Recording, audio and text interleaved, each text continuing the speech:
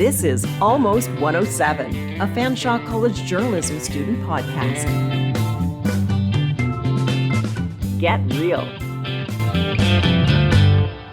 For nearly 50 years, 106.9 The X hasn't just been a radio station. It's been a training ground, a place where students learned by hands-on experience, where voices were shaped, and where careers began. Now the station is coming to an end. This is the station that built us. The final days of 106.9 The X. To understand why the station is ending, I spoke with Mary Harrison, Dean of the Faculty of Arts and Language at Fanshawe College. Hi, my name is Mary Harrison. I'm the Dean of the Faculty of Arts and Language, Regional Campuses, and Continuing Education here at Fanshawe College. For listeners who may not know, could you briefly explain what's happening with 106.9 The X? Yes, I can. In the spring of 2025, the college was in a position to make some really difficult decisions regarding programming here at the college, and that was as a result of insufficient funding from the province and some financial pressures that the college faced and that the whole sector faced. One of the programs, and there were over 40 programs permanently suspended in April 2025. One of those was our Broadcasting, Radio and Media Production Diploma program. So we still have students in that program today, and they're in the final semester of their program of study. Having made that difficult decision, which was based in an analysis of all of our programs at the college, so we looked at our enrollments and declining enrollments over time. We looked at local and provincial labor market demand, as well as financial viability of all of our programs. And so following that decision that was made with regard to the radio program, the determination was made that the college would no longer be able to financially support the radio station, the licensed radio station, which of course had been a flagship component of our radio program. Okay, and I guess from your perspective, what has 106.9 contributed to Fanshawe over the years in terms of hands-on learning and student success? The radio station has been such a point of pride for the college. It's been on the air for almost 50 years. The college is really proud of the graduates who have gone through our radio program and are now in the broadcasting industry. And that's absolutely such a success story of the kinds of hands-on experiential learning that they were able to pursue through the radio station. And we continue to celebrate that legacy of learning that we've had here. And how have you seen radio change over the years, and what challenges does it face today compared to when the station first started?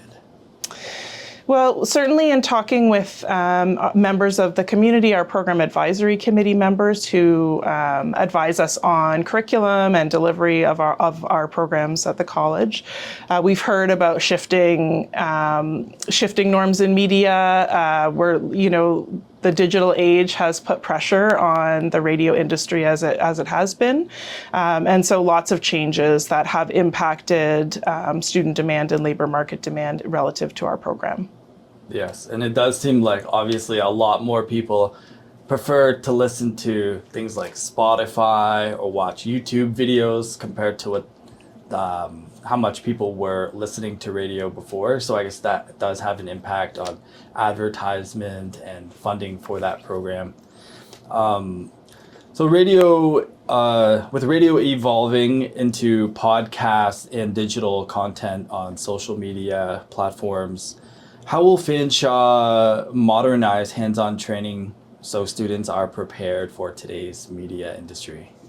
Yeah, that's a great question. So Fanshawe is committed to enabling experiential learning opportunities and work-integrated learning opportunities whenever possible for our students, and lots of opportunities to interact with local experts in our communities as well. So that's always a priority in our curriculum, and certainly the college is always committed as well to ensuring that students are our learning in relation to a set of learning outcomes that define all of our courses, all of our programs, and which we're constantly consulting with industry experts to make sure those are right up to date and that they're getting the best experiences that they can in relation to those learning outcomes. Okay, and what do you think about the legacy of 106.9? And what do you hope students and alumni will remember most about it?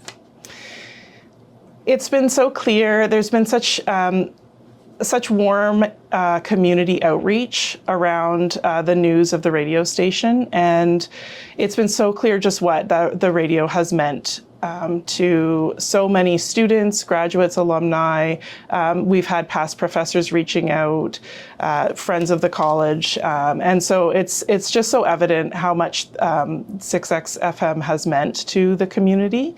I can share as well that the college is speaking with a local community organization to see if we can pursue a transfer of the broadcasting license. And one of the pieces that we're talking about, and of course all of that is sort of to be determined, there's still lots of process to work through with that, but one of the pieces we're talking about is continued opportunities for Fanshawe students to be involved with an on-air broadcasting station, because we do know how important it has been to our students, our professors, and our community. Have you guys spoken about integrating new forms of technology into for example, the journalism program? Like, do you think that you guys are looking at making these changes to adapt to social media for today? Absolutely. So our goal is always to be lockstep with industry in terms of changes that are happening. So in our journalism program, our professors, our coordinator will be working with our partners throughout the community, with local employers, to ensure that we're sort of right on top of those changing technological trends and norms, so that we can be sure that we're preparing students for the workplace and for the future of journalism. For students working inside the station, the impact of the decision has been deeply personal. So if you could just share who you are and what you do at 106.9 DX. Well, I'm Emily Slachter. I'm an announcer here, and I'm also a commercial writer here at the X. Yeah. And what were some of your fondest memories so far as a student at the station? I would just say it'd be working at the station in general, because obviously I knew coming into this program we'd have work and stuff like that. And then when I read the program description, they're like, oh, you'll get to work at a station. And I thought that was really cool, because other college programs I applied to said that I'd have to work off campus. And so I'm just kind of happy that they gave us these on-campus tools to use. So I definitely have to say my very first X show was definitely very memorable. Was it my best show? No, it wasn't, but I did have a lot of fun on it, and it just working at the station here in general is what I'd say. Would you tell me a little bit about how your reaction was when you initially found out about the station closing? It was definitely really shocked. I was more shocked than I was sad at first, and then kind of the emotions came, because it was a random Wednesday we heard it was going to close, and I know it's all of our second years were really sad, and then we found out what happened. So I was really shocked, and I was definitely very sad, like I said. I was also kind of a little hurt, because I never expected to be very emotionally attached to the station. Because obviously, as time goes on, you work at different stations, so you never expect to get emotionally attached. But I felt like over these 2 years, I've really grown to love the X and just to love everything about being on the station. So it hurt me a lot, just finding out randomly that they're just going to close us down with almost no explanation at the beginning. Okay, and if you were to take a picture of the station and everything that's going on here right now in time to explain to people what it was like before the X came to an end, how would you explain this current time? I would explain it as a big community, and definitely a big family here in the X, because obviously you have like our program radio working, and then you have you journalism. It's definitely a big like camaraderie we have, not only in our own programs but just like with each other. And it's just like, you go and you see everybody, and it's a nice simulation of an actual work environment, because while we do have our own classes, we do have our station operations, and then we do also work with you guys in journalism. So it's definitely a big family, and that's what I really want people to remember about the X, is that it wasn't just a training program for us. It was actually something that we could all share our passion for the love of radio, and just to share with each other of like, it wasn't just work, we were like a work family. It was really fun. So a lot of us are very familiar with the X growing up, like myself. I listened to it in high school, and it was a part of our teens, like growing up. We really enjoyed listening to it. I know that you had some history classes in this program. Can you tell me a little bit about something memorable regarding the history of this program and the station? It was definitely about the part where, because obviously over radio history we were told about like radio in general, and then we were told about our program. But I think the part that really stuck with me is when they told us, like, when we first came in 1972 to actually have a license, we were like the first in Canada to ever get a campus and community license. And like at that point, like the CRTC didn't know what to do with it. They're like, okay, we'll give you a license, but we don't know what your restrictions are going to be. Like, we'll make you do 35% CanCon, we'll make you do all this, but we didn't necessarily have restrictions. So it was really cool when the professor told us that at one point, everybody across London, of course, they listened to like, Fresh and FM 96, and they listened to all those guys. But at one point, we basically took over the airwaves, and it was just the X in London. And then after, I think it was like a couple months of that, stations were starting to realize like how powerful we were getting, how big we were getting. And it wasn't that they didn't want us to.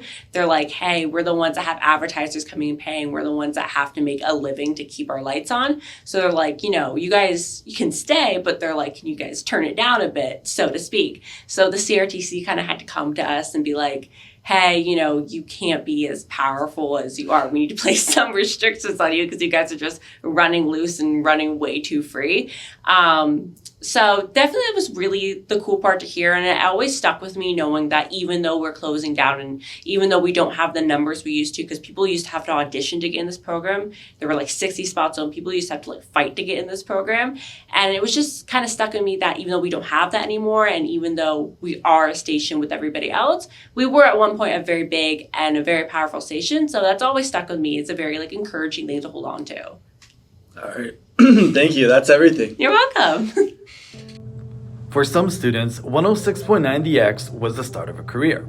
Alessio Danini is a former Fanshawe student who got his start at the station. He's now a reporter with CBC.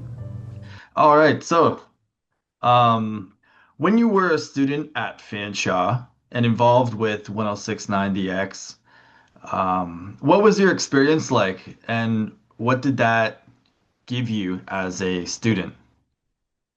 My experience was, overall positive. But it ranged from everything from feeling intimidated to unsure to feeling positive and really proud of myself. So it was certainly a range of emotions and experiences. I'll say that being part of something like that was invaluable for sure. Having that experience and being able to channel that into,